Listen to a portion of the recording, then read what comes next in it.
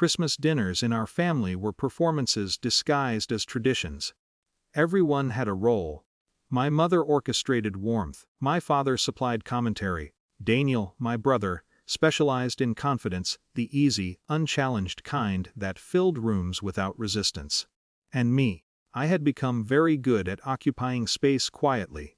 The dining room glowed with soft, golden light that evening, the tree flickering behind us like a patient witness.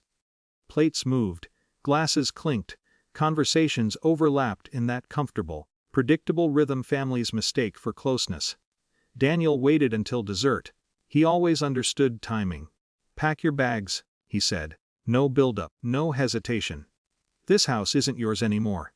Laughter didn't follow, neither did outrage. Just a pause, brief, unnatural, like the room itself needed a second to interpret what had been said. I looked up slowly. Daniel wasn't angry. That was the unsettling part. He spoke with administrative calm, the tone of someone delivering finalized information rather than starting a discussion. Across from him, my parents nodded. Not dramatically. Not enthusiastically. Just a small, synchronized movement that carried the weight of prior agreement. Something inside me tightened, though my expression didn't shift. Years of similar moments had trained that reflex, the ability to absorb impact without visible reaction. "What?" my aunt asked, half laughing, unsure whether this was another one of Daniel's strange jokes. He leaned back slightly. "It's complicated," he said, waving a dismissive hand. "Legal things, ownership structures, language designed to neutralize reality." My mother avoided my eyes. My father studied his plate with sudden interest. The choreography of discomfort unfolded exactly as it always had, subtle, practiced, deeply familiar, and beneath it all, something else surfaced. Not shock. Recognition.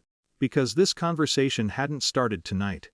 It had started years ago, buried under paperwork, signatures, conversations I wasn't fully included in, but was repeatedly reassured about. Technicalities. Temporary arrangements, family decisions. I could feel everyone watching me now. Waiting. For confusion. For protest. For emotion. Instead, I reached for my phone. The motion was unhurried, almost absent-minded. The kind of movement that doesn't announce intention.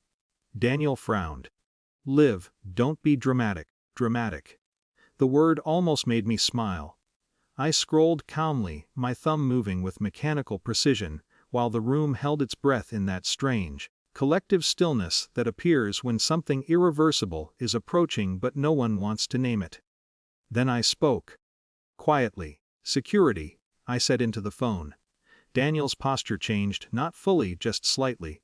A small recalibration of certainty. "Yes," I continued. A few relatives shifted in their chairs. My mother's head lifted. My father's expression hardened with confusion. "Please escort the Martinez family from my property." Silence did something physical to the room. It wasn't loud.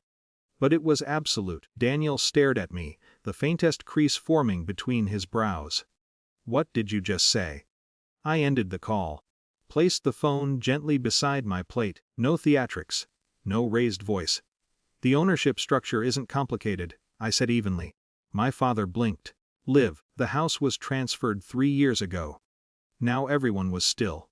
Not socially still. Completely still. Daniel's face didn't collapse into anger the way fiction would suggest. Real disbelief is quieter, more disorienting. "That's not possible." "It is." My mother's voice was barely audible. "Transferred?" I nodded. "You signed the documents." Her expression shifted slowly, memory struggling against assumption. Daniel laughed, but the sound was thinner now. "You can't just." The doorbell rang. No dramatic slam, no aggressive knock, just a clean, polite chime. And suddenly, the abstract had become visible. Footsteps approached from the hallway, measured, professional, unmistakably institutional. The kind of movement that carries authority without needing to declare it. When the guards entered, the room didn't erupt, it deflated.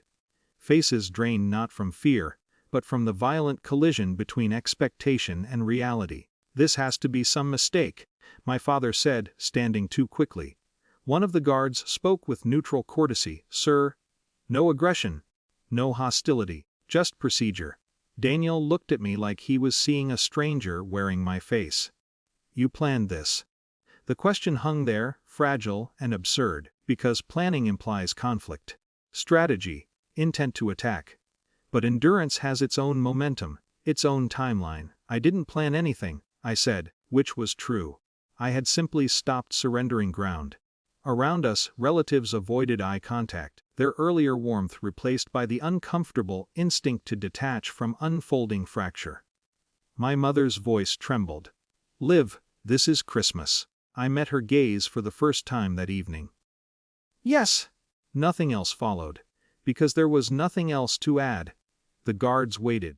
Daniel stood frozen between outrage and disbelief, his certainty dissolving not explosively, but awkwardly, like a structure realizing too late it had been built on air. Eventually, movement resumed. Chairs scraped softly, footsteps echoed, coats were gathered with mechanical confusion. No shouting. No dramatic pleas, just the quiet devastation of a reality that could not be negotiated back into existence. When the door finally closed, the house felt unnaturally large, the tree lights still flickered. Dessert plates remained untouched. And the silence that followed carried no triumph, only weight. Because boundaries, once drawn, don't create victory. They create distance. And distance, I realized, has a sound of its own.